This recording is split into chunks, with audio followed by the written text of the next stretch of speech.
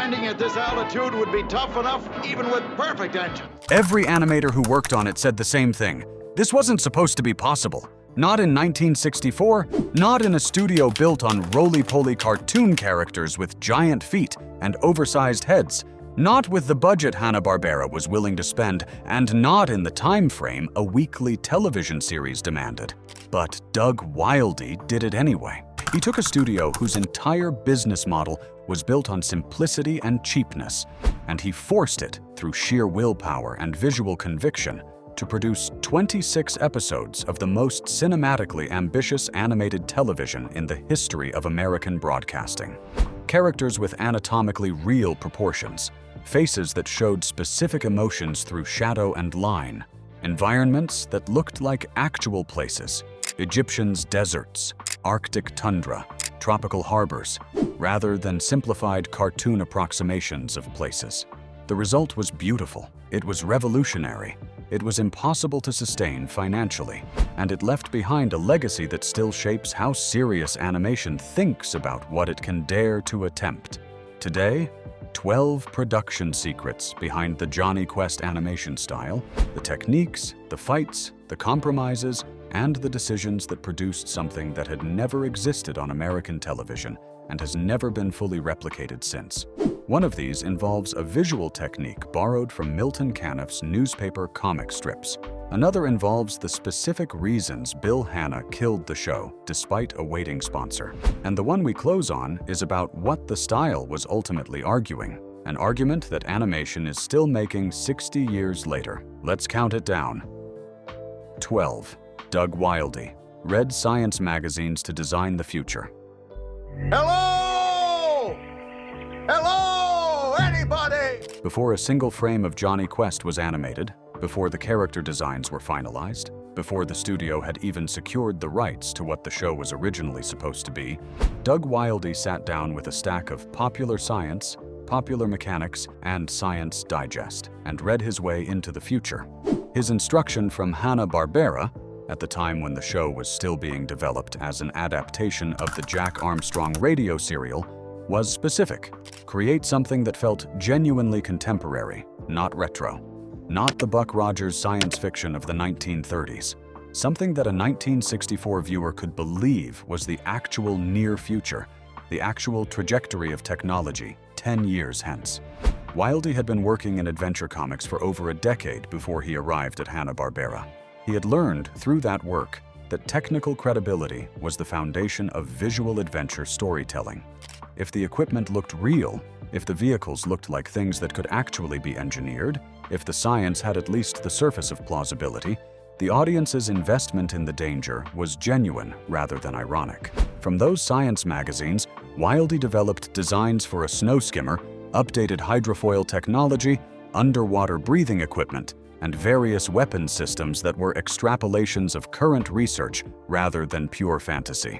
When Dr. Quest's laboratory appeared on screen, the equipment in it was designed to look like something that could plausibly exist in a working scientist's facility. The visual vocabulary of the show was grounded in technology that felt achievable because Wildey had done the research to make it so.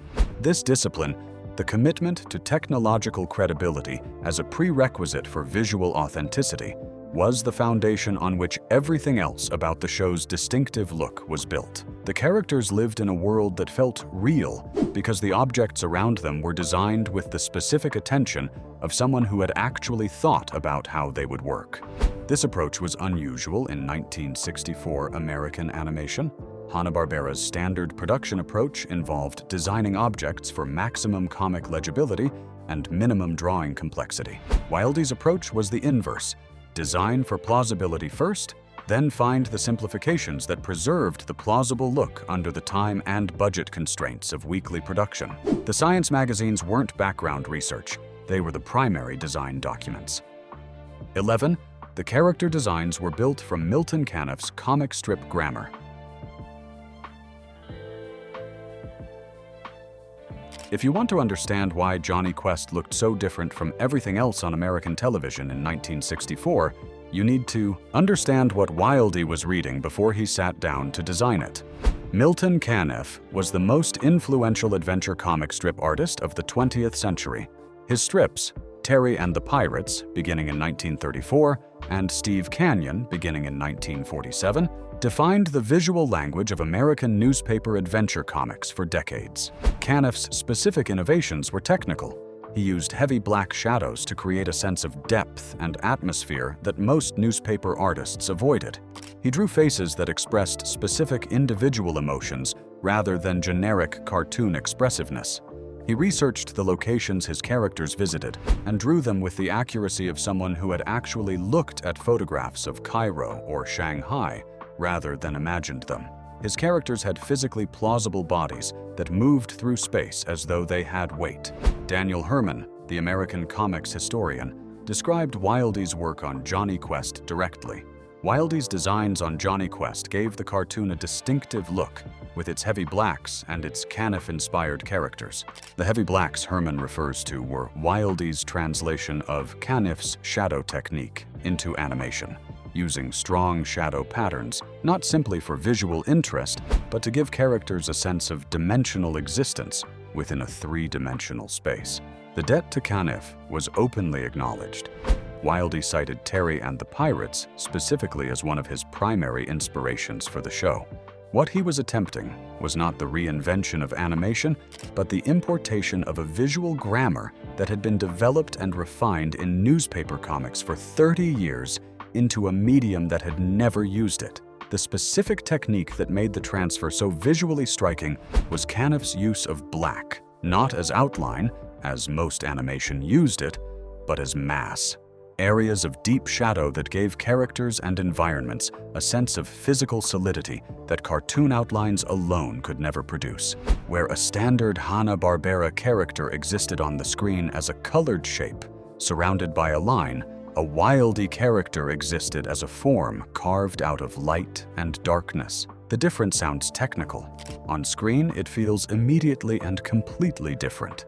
You look at a Jonny Quest frame, and you are looking at something that occupies space rather than something that sits on a background. Caniff had developed that quality over decades in newspaper print, where the limitation of black and white reproduction had forced him to find ways to create depth from a single color.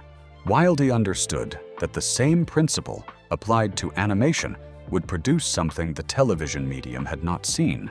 The reason it looked different from everything else on American television was that it was drawing from a completely different visual tradition than American television animation had previously engaged with. 10. Race Bannon was built from two failed comic strips. Well, you're right, Johnny. Hop in and let's back up. The character design process for Jonny Quest reveals something specific about how Wilde thought about character creation. And the story of Race Bannon's name, in particular, is one of the more elegantly accidental pieces of character development in the history of American animation.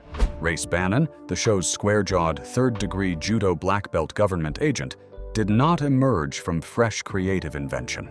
He was assembled from the ruins of two separate comic strip projects that Wilde had developed independently and never sold. The first was a strip about an American race car driver named Stretch Bannon. It hadn't sold. The second was a strip about a world-traveling writer named Race Dunhill. That hadn't sold either. When Wilde needed a name for the show's adult action hero, he combined what he had. Race from Race Dunhill, Bannon from Stretch Bannon, Race Bannon. A name that sounded exactly right for a 1964 adventure serial character. Effortlessly cool, slightly implausible, perfectly calibrated. The character's visual design was then modeled on a real Hollywood actor, Jeff Chandler, known for rugged leading man roles in westerns and adventure films. Wilde took Chandler's specific facial structure, the strong jaw, the defined features, the particular quality of a face that communicated physical competence, and built race from it. This methodology, assembling character identities from accumulated creative material rather than inventing fresh from nothing, was consistent with how Wilde worked throughout the development process. The name Quest had come from the Los Angeles phone book. Race Bannon came from two unsold strips. The design came from a movie actor. What emerged was a character that felt completely original, because the specific combination of all those elements produced something nobody had seen before. Recycling material is how artists work. The skill is in what you do with the pieces. 9. The animators had never worked in a realistic style before. When Wildey brought his detailed, illustratively sophisticated character designs to the Hanna-Barbera animation staff, he encountered a problem that became one of the production's most sustained challenges. The people being asked to animate his designs had spent their careers drawing something entirely different. These cartoonists had never worked illustratively. All they knew was the roly-poly little figures. That was the direct assessment from a colleague who worked alongside Wildey on the show. It captures the specific nature of the difficulty with surgical precision. Hanna-Barbera's staff animators were experts in a particular style, the simplified, rounded, economically produced figures of the Flintstones and the Yogi Bear show. They were good at it. They had refined it into an efficient system that could produce enormous quantities of animation at manageable cost. Wildey was asking them to do the opposite, not rounded but angular, not simplified but specific, not economical but detailed. Every face had to convey a particular emotion through shadow and line rather than through broad, simple expression. Every body had to move within the realistic constraints of human proportion. Every background had to suggest an actual place rather than a cartoon approximation of one. The learning curve was significant. Maintaining visual consistency across an entire episode and across 26 episodes required supervision and correction at a level the studio wasn't accustomed to. The quality control demands of the Wildey style were substantially higher than what the studio's standard production pipeline had been designed to provide. There were also specific scenes where the gap between what Wildey's style demanded and what the animators could reliably deliver became visible, particularly in the more complex action sequences, where maintaining the show's anatomical standards under time pressure produced inconsistencies that careful viewers could spot. The show's visual quality was not uniform across all 26 episodes. The ambition was consistent. The execution sometimes showed the strain of the production circumstances under which it was being maintained.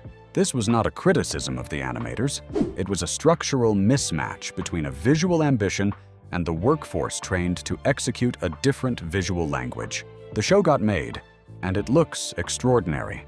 But the cost, in time, in labor, in the supervision required to maintain the style, was the thing that would eventually kill it.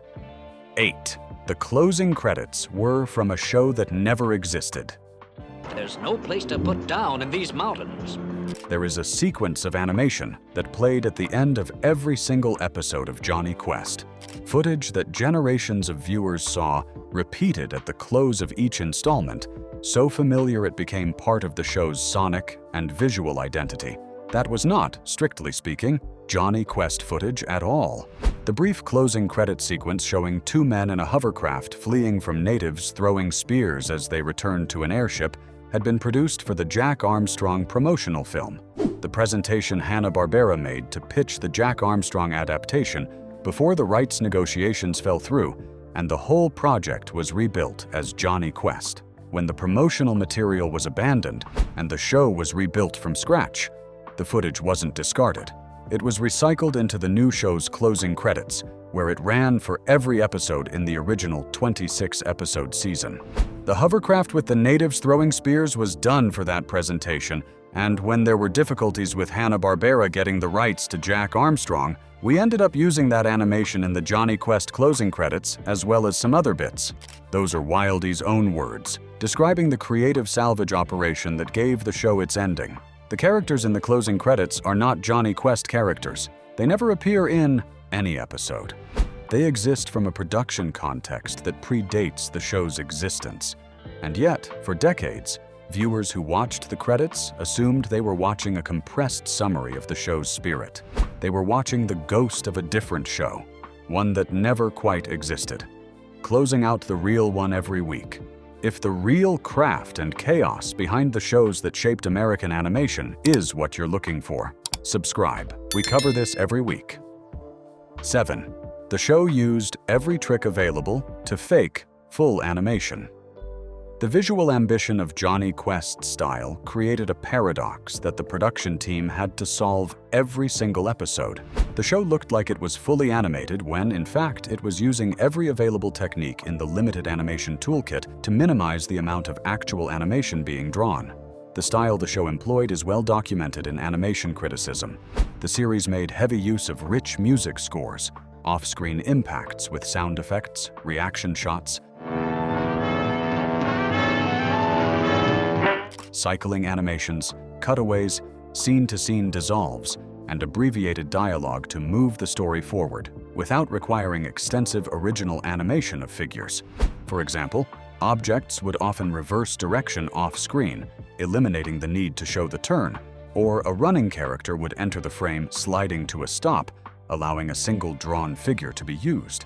These were not cheats in the pejorative sense. They were solutions, elegant, craft-intensive solutions to the fundamental problem of producing a visually sophisticated show in a weekly television timeframe. The distinctive quality of the show's pacing, its rhythm of action, reaction, cutaway, and return, was not simply stylistic. It was functionally determined by the need to tell stories of genuine visual ambition without drawing every frame. This is the technique that critics who called limited animation illustrated radio were missing. The Jonny Quest approach wasn't illustrating radio. It was using the relationship between sound, suggestion, and selective visualization to create an experience of full cinematic action from carefully chosen partial elements. The audience's imagination filled in what the animation didn't provide, and because what was provided was visually credible, because the realistic proportions and Caniff-inspired shadows and real location-based environments gave the frame genuine visual authority, the imagination had something solid to build from. 6. Bill Hanna refused a second season. Civilization. It sure looks empty. Yeah, like a ghost town. Even when a sponsor offered to pay for it, ABC wanted a second season of Jonny Quest. The sponsor wanted a second season of Jonny Quest. The audience, which had made the show an almost instant critical and ratings success, was watching in sufficient numbers to justify renewal. Bill Hanna said no. It cost too much, and he said, "Our studio can't afford this," which was an invitation for the client to say, "We'll cover those costs," but they didn't. So they just let it go. That's the account of someone who worked on the show, describing the specific moment at which the second season became impossible. The sponsor heard Hanna's position, saw the invitation to cover the additional costs, and decided it wasn't worth the investment. The show folded. What this tells you about Hanna-Barbera's relationship to the Jonny Quest style is important. The studio had produced something extraordinary, a show that demonstrated beyond any reasonable doubt that animation could achieve visual standards the industry had never attempted. And the conclusion that Hanna drew from that demonstration was not, "How do we sustain this?" It was, "We can't afford to sustain this." The specific production cost for the show's 26 episodes was, by various estimates, between $50,000 and $60,000 per episode, significantly more than any comparable Hanna-Barbera production. The studio's business model depended on producing large quantities of animation cheaply. Jonny Quest wasn't cheap. Every episode was a financial exception that the studio couldn't afford to make the rule. The show that proved animation could be art was canceled because art cost too much. That is, in the history of American television animation, one of the more devastating sentences. 5.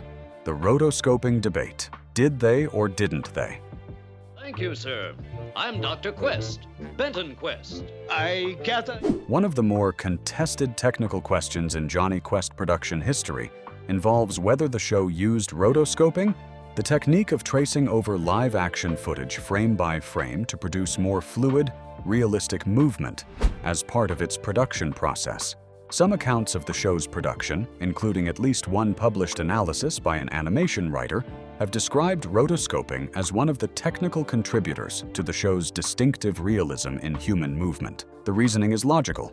The fluid, physically plausible movement of the show's human characters, their weight, their momentum, the specific way they turn or run or fight, is consistent with what rotoscoped motion looks like. The documented reality is more nuanced. Wilde's primary reference materials were his own extensive knowledge of human anatomy, from decades of comic book illustration, the visual grammar he had absorbed from Caniff, and the specific physical reference of film performances he had studied.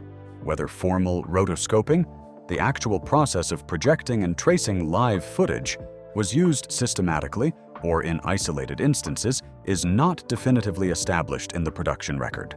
What is established is this: the show's animators were working to a standard of physical realism that required them to understand and depict human movement with accuracy, whether they arrived at that accuracy through rotoscoping or through the discipline of skilled illustrative draftsmanship. The result either way was movement that looked different from everything else in American television animation because the standard being applied was genuinely different. Whether the technique used to achieve it involved live-action tracing is a question the production record hasn't fully answered. What the record clearly shows is the result, and the result was unlike anything the medium had produced before. 4. Wilde's design was rejected, revised, and reduced, and still survived. Now let's get back to the lab and fast. The version of Jonny Quest that aired in 1964 was not Doug Wilde's full creative vision.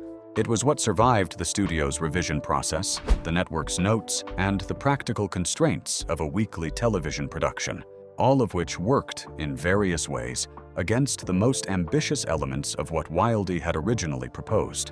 The character designs Wilde originally developed were, by his own description, rougher and more aggressive than what eventually made it to air. Hanna-Barbera had specific preferences about how the characters should look, a tendency toward cleaner, more accessible design that worked against some of Wilde's more stylized choices. The revision process moved the designs in a more palatable direction without eliminating the fundamental visual grammar Wilde had built. The first version of the show's presentation had also been significantly darker in tone than what eventually broadcast, more explicitly violent, with a harder edge than the compromise that emerged from network notes and internal discussion. The show that aired retained genuine menace, genuine consequence, genuine danger. The animators and writers had preserved the essential argument that this was a serious action adventure rather than a children's cartoon. But it was a version of that argument that had survived negotiation rather than a version that had been delivered uncompromised. This process, the gradual negotiation between a creator's full vision and what an institution can accommodate, is the invisible production history of almost every ambitious television project. Wilde's genius was not simply that he had the vision, it was that he understood which elements of the vision were worth fighting for and which compromises he could absorb without losing the essential thing. What he preserved was the visual grammar, the heavy shadows, the realistic proportions, the sense that these characters existed in a physically real world, everything that made the show look different from everything else. That survived, and that survival, across a negotiation process that reduced and softened and adjusted dozens of specific choices, is itself evidence of Wilde's instinct for which battles were worth fighting and which were not worth the cost. 3. The Batman, the animated series team, cited Jonny Quest as their blueprint.